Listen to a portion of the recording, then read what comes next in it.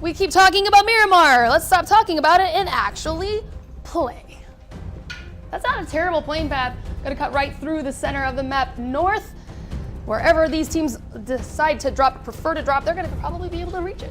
Yeah, I think all things considered, our players will be happy with what they're seeing here. Things could be a lot worse based off of what we've seen in the history of competitive PUBG. These planes could be all the way over on the west-hand side of things, and the east could be completely unplayable in terms of where you're going to be easily able to rotate to. Teams dropping out, spraying an array of colors as they're going to their chosen drop points. Trifecta going to be going in and taking that flight path all the way to the end, flying over to La Cabrera. All of our players out of the plane, and now all it comes down to is, well, find that loot location, and it'll be easy, right? No, that's certainly going to take a little bit more than that, but it's a good place to start. One thing that sticks out to me are victors of game number 1, going to be avoiding conflict entirely.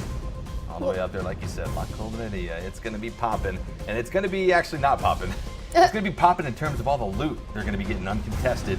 But with this first circle, phase number 1 popping on the far eastern side of Miramar, it's at least a little bit less of what Trifecta wanted to see.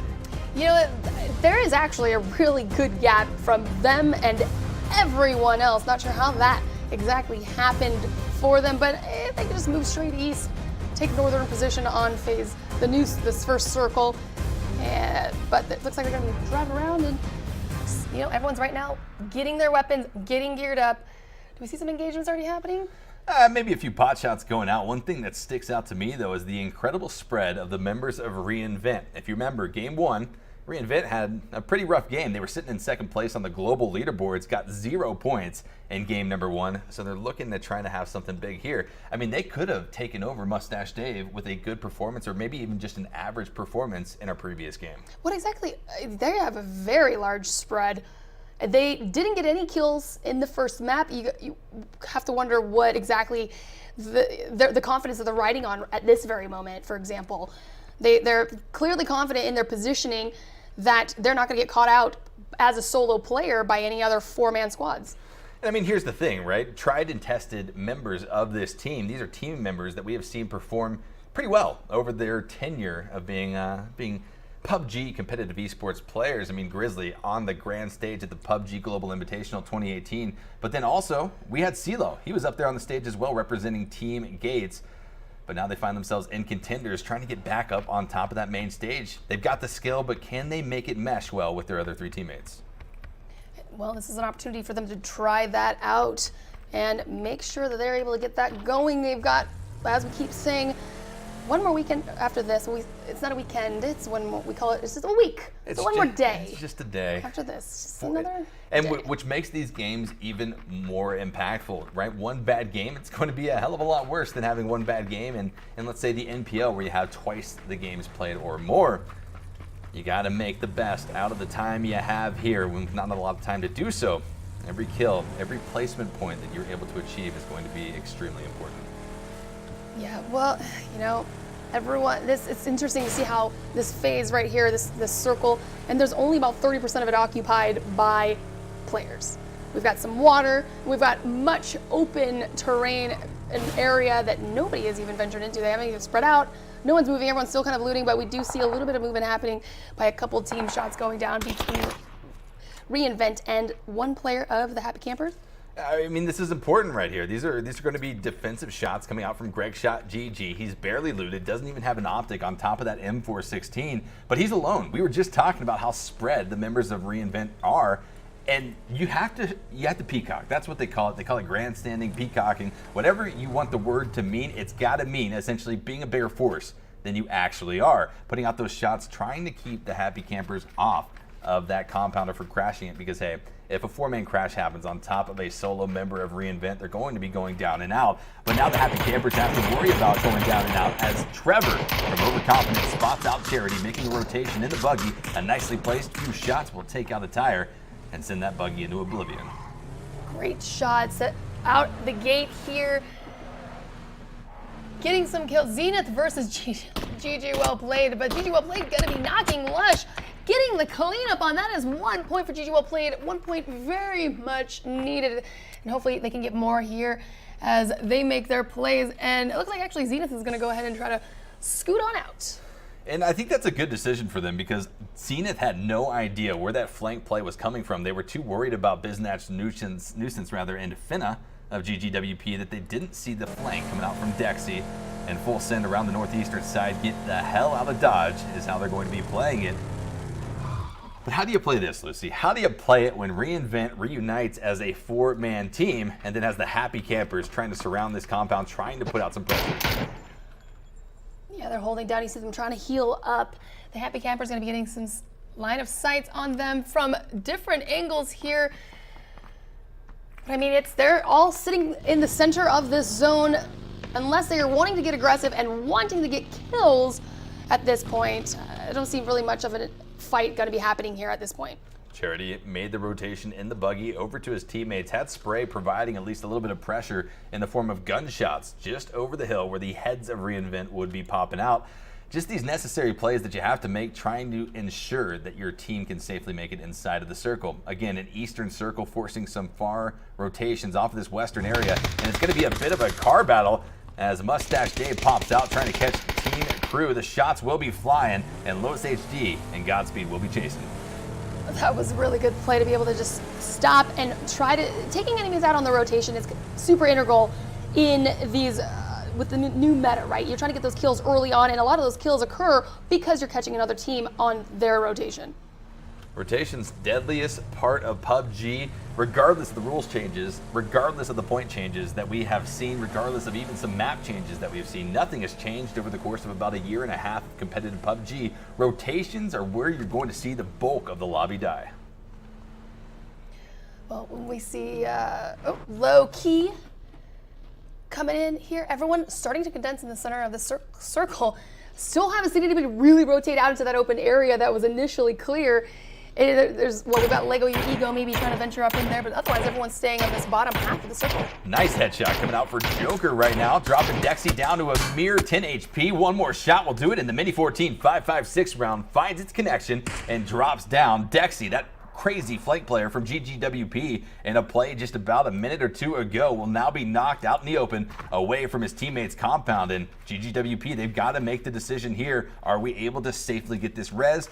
Being one down when we still have 3 up, not going to be a nail in the coffin for us in game number 2, but certainly if we lose one more, it could be. He's actually going to try to res him. I'm not sure exactly how smart this is at this point because the entire area is wide open. Doesn't matter if there's a smoke or not. You just spray it down, and as he does, Fignaldo connects and kills Dexy completely. So that is going to be a nice 1-point pickup. Relo was pushing up very aggressively right before Fignaldo did get that flush.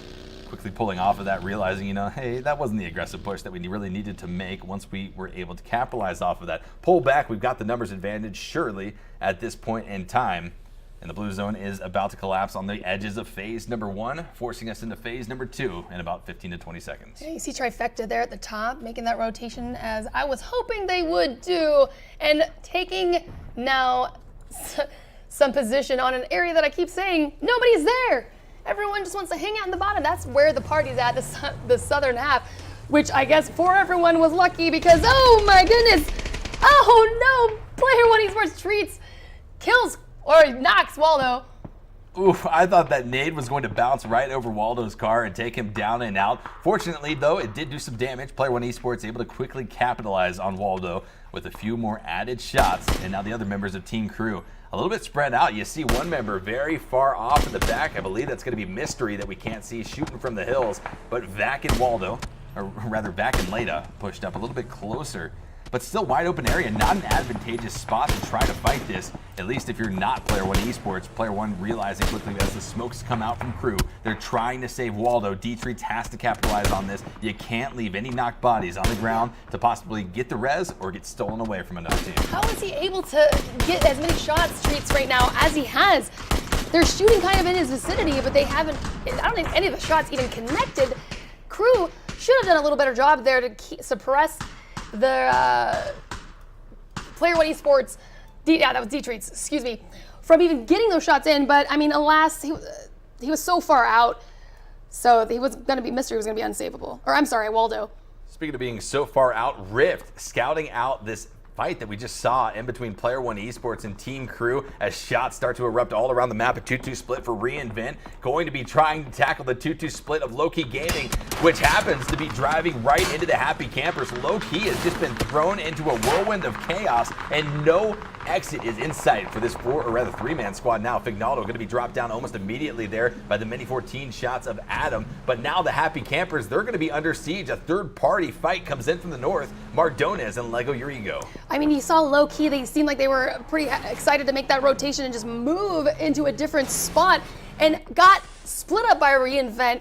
Look at them, they're all over the place.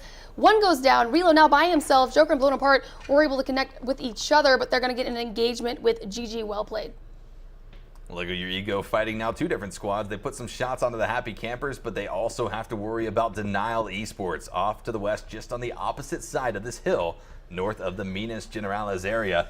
But everyone at least starting to trickle in. All 15 teams still alive as a fight breaks out now in between the Sonics and GGWP. GGWP going to be losing one more member. They had lost someone early game. You saw Low-Key Gaming push up on it, and now having to continue on as a two-man squad in a lobby full of four-man teams is not going to be easy, especially at the 12-minute mark of Miramar. Yeah, Sonics seeing GG Well Played just sitting out in the open. They're making this really great push. Smithy's going to hold a back line, to see if he can get anybody from a distance there, while the teammates go ahead and try to get and aggress very up close.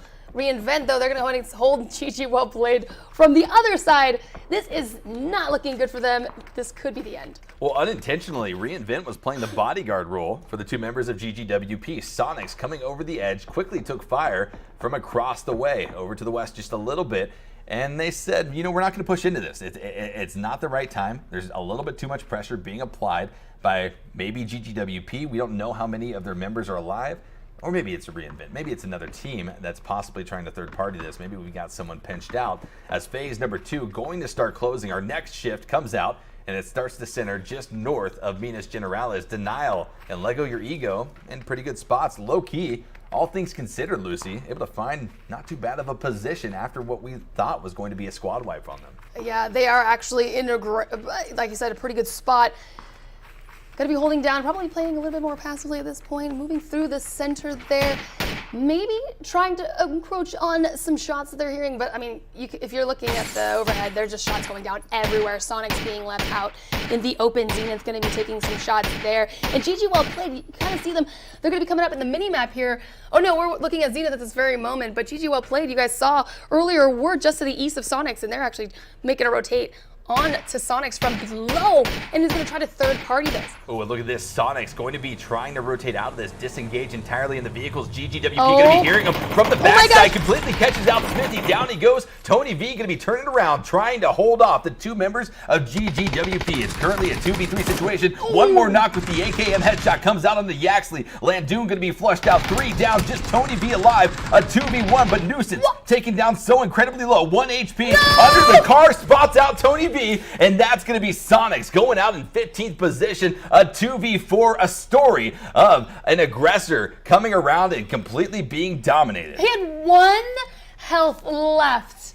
Did you see that? That was an amazing push by GG Well Played. I saw them, they just like had this look in their eye. I didn't see their eyes, but I just knew. And they made that move. I saw them rotating to their south, and I thought this is an excellent decision, and an excellent decision was, as they had dominated 2v4. 2v4 as Tony V's dead body starts to roll down the hills. Not what you wanted to see from Sonics. I mean, Lucy, I talked about it in the pregame. We wanted them to have a better game this time. They got caught out in a bad position, and I think that's pretty much just the same story. They got caught out in a bad position in a fight that traditionally, in a 4v2 scenario between GGWP and Sonics, you would expect Sonics to come out on top of. But I mean, the thing is, Sonics should not have forgotten about GG Well Played. They knew they were nearby. They, I guess, assumed they were safe because they were going to hop into vehicles and just make a quick evade. And here's GG Well Played. They're like, thank you for the Morados. We're going to go ahead and ride these off into the sunset and the next zone. And that's a pretty big takeaway from that, Lucy. They have cars now. They didn't have cars when they rolled up on the GGWP, and now they could possibly make a safer rotation. Granted, we have the ability to know that they're driving into some very powerful teams fighting down here on the southern side of phase number 3. Overconfident going to be completely caught out right now by Player One Esports. Trevor going to be knocked down and bleeding. The other 3 members of Overconfident trying to spread out in a line of death to encroach on Player One. Yeah, Player One Esports are on top of Overconfident here. Just nades going out. All four for Overconfident. Oh, no, I'm so sorry. One is down. Two are down. Oh, my goodness. GG What Played trying to come in and perhaps get some kills on this, but unfortunately gets turned on by Keenan. Nuisance gets knocked. Oh, he saw his feed from there. They got a little help from the Happy Campers, and GG What Played goes out at 14th. So you hate to see it. Thankfully, the insurance policy for Overconfident, unintentionally, I have to say, I think this was very unintentional for Keenan to still be back there while the other players pushed up on the Player One Esports. But it works out in their favor. They did go down to Player One, but now they've got Keenan to try to vie for a better position. Granted, it's going to be difficult. One solo player versus the rest of the 43 players alive in the lobby. 13 players alive, just past the 15-minute mark of game number 2 here for week 3 in PLC. Yeah, Keenan's got a long way to go into the next zone, but he has Player One Esports on his west to worry about. Oh, good. Keenan's got a vehicle. You guys don't see that at this moment, but he's getting into it. He's going to make a long rotate to the east to try to avoid Player One Esports. Minas Generale is getting a little bit crowded. Low-key gaming, I still, Lucy, have no idea how they made it out of that massive mess that they found themselves in. But now in a pretty good position. We talked about them being pretty happy about being in the minus area, but they've got the high ground on top of Team Crew, and they just have to keep those audio cues fresh. They got to be aware of different positions now encroaching around them. Keenan going to be full sending it. Press that W, press the shift, get the boost going. And just try to get as far into this circle as possible. Try to minimize any further rotations in this game. And that's the great thing about the Murado. It gets so, it gets so fast, but that probably didn't, it actually didn't do too much damage on him. I'm really surprised Keenan's gonna find himself in this little shack and smoke. Well, he's essentially by himself. And Elevate getting caught up by Player One Esports, so they actually had to stop shooting Keenan. And everyone's getting at it in the Minas Generales area. So the question comes out, some people might be asking, why did he throw the smoke there in front of the shack? And you have to think, it was an interesting decision. I don't think he had any idea or any reason to believe that there was a team looking through that door. And Lucy, when you see smoke on these PUBG maps, there's generally going to be a player there. Smokes double, right? They have that concealment effect, but they also double as a great bullseye for grenades.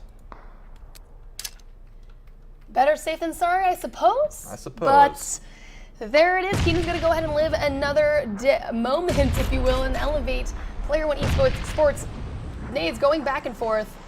Ooh, did that nade go into David's direction? No, it did not. Lampalot going to be knocked, still bleeding out as D-Treats tries to get the res. A nice nade, though, going to be bouncing in here. David, a lot of damage going to be applied, dropping him down to a mere 10 HP. Aguila dropped down to maybe even less than that, about 5 HP. Player One Esports really feeling the hurt. Unfortunately, Elevate has no idea as to the damage they've been doing to this squad. If they knew, this would be the opportunity to possibly apply a little bit more pressure. But hey, why push this? Why risk it when you can just throw more nades? Oh my huge goodness. nade coming in. Aguila going to be immediately knocked by Gotku's frag. Oh, this is exactly why you don't want to be inside a trench, everyone. You know the grenades are on the map. They can be thrown from a very far distance, and they can blow you up. So let that be a lesson learned. And they're still just gonna go ahead and actually stick around in there. Guess they're assuming and hoping that Elevate doesn't have any more utility, but good night.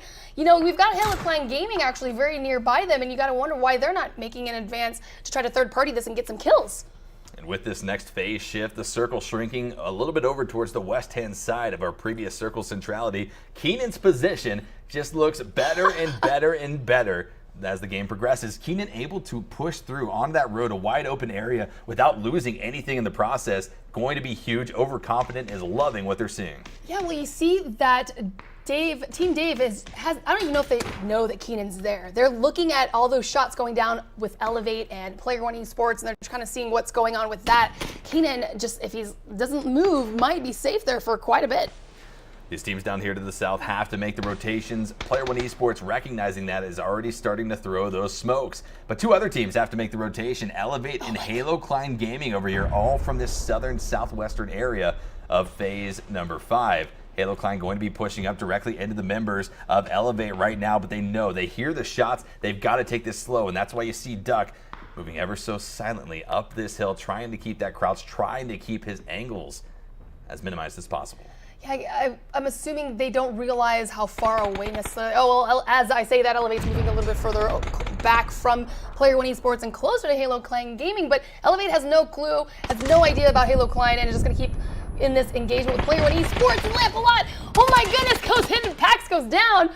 A quick turn, a devastating blow to the members of Elevate, but Lamp-a-Lot quickly resets the position. This is how you play this type of fight, but find something he didn't expect. Another squad, Halo Klein Gaming, able to quickly find that Duck with a knock, Zodiac with the finish as these teams continue to try to maneuver this area of the map. Blue Zone already encroaching. It's going to be starting to do more significant damage at this phase in the game, and Player One Esports going to be dropped down and out. Elevate, though, still has to worry about the members of Halo Klein Gaming on the opposite side of the fence. Grenades are being prepped. Tigleton going to have to push as far out as possible. Has some cheeky peeks that he can make through the fence, and he's going to be able to apply some damage onto Kaisuko. Not enough, and that's going to be a nice headshot. Able to knock him down. Duck the 2. Now can he finish it off? The 1v3 in favor of Elevate onto Halo Klein Gaming. This is all Tigleton right here, and he's going to be trying to showcase his skills. And there it is. Clip it, guys. Put it in chat. That's going to be a big highlight from week number 3 in PLC. Halo Klein going out at 11.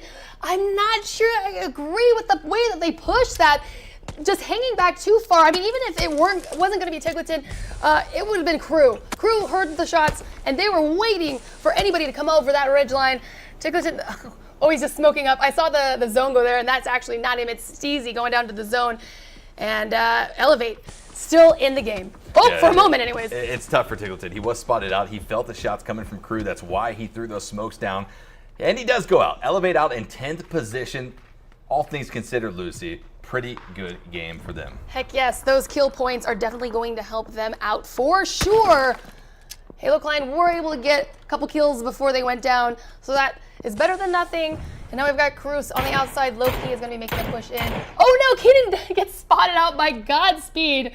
Oh no, Keenan, what is he gonna do? Oh, well, he's gonna throw smokes at the door of the shack. The play that and he's still in it. Yeah, and he's still in it. The circle continues to favor him. He's now gonna be pushed down to the southwestern side of things. But up here to the northeast, the complete opposite side of phase number 6, 2, maybe even mark that 3 squads are now colliding. Lego your ego, pinched in between the members of Zenith Esports as well as Trifecta. Yeah, Trifecta's saying, yes, please come towards us. We haven't seen anybody for a while. We need some kill points. We are happy to take off your heads. I mean, sure, you have to be happy to take off heads here in PUBG. Lego your ego with 2 members remaining inside of the shack. Mardones playing a bit of an Overwatch role up the hill. He's got the elevated advantage to work off, but it looks like Hades knows exactly where Mardones is. Yeah, look at all those dips. Trifecta has a pretty good positioning here.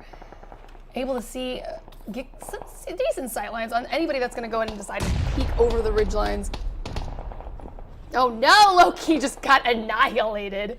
Team Crew, Leda, and Mystery going to be coming up with that wipe on to Loki Gaming out in 8th position, leaving us with just 7 teams remaining here past that 20-minute mark in game number 2. Zenith Esports quickly going down thereafter, and now Keenan being pushed on. Mustache Dave knows exactly who is in this shack, or rather they know what's not in this shack, and that's a full squad. Pushing up very aggressively now. Grenade's going to be flying. Caden leading the charge, but the grenade will do it before Caden even has a chance to pop a shot off. Out goes Keenan, and the remainder rather of Overconfident in 6th place at the hands of Los HD. 5 teams remaining. Yeah, that's pretty decent right there. 6th place, that's gonna get them a couple points just in itself because Keenan was able to survive in that shack. And now here we have, with all 4 of Mustache Dave still up, we've got all 4 of Trifecta, our previous map winners, on the north side, all up. Crew on the outside of the circle though, taking shots from Denial. As we are kind of seeing in the distance here, so does the Mustache Dave. They're seeing those shots. Everyone's just hearing shots go down and trying to figure out where everyone is before this next phase pops. 3 big takeaways at this stage in the game. Team Mustache Dave, first on the leaderboards, still in action, still able to rack up points. Trifecta climbing the leaderboards, first place in game number 1 of week 3. Still in a position to possibly take down even more frags, maybe even a W. But now Mustache Dave's Los HD spots out Filthy. 1 going to be bleeding out for the members of Trifecta as Microfry tries to keep anyone over on the eastern side of things at bay. This is you see the positioning in the mini map right there with the Dave Mustache, or excuse me, Mustache Dave. I'm just getting excited. I see Dave everywhere.